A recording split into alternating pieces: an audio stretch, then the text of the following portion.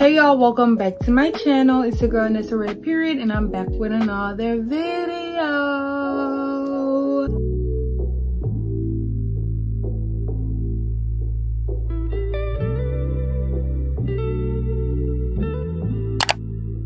As y'all can see from today's title, you guys, I will be installing this T-part wig that was sent to me by Gorgius Hair. So thank you so much to Gorgius Hair for sponsoring today's video. It is greatly appreciated. Let me tell y'all something. I know y'all see how I this lace up. Like, I know how y'all see how I murdered this T-part lace. I loved how it turned out. It is so soft, so flowy, so freaking nice, y'all. Like, this hair, minimal shedding, and the fact that it's a T-part wig is super easy to install. So if you're a beginner and you want to learn how to do your wig, I definitely recommend doing a T-part wigs first, just so you don't mess up your lace.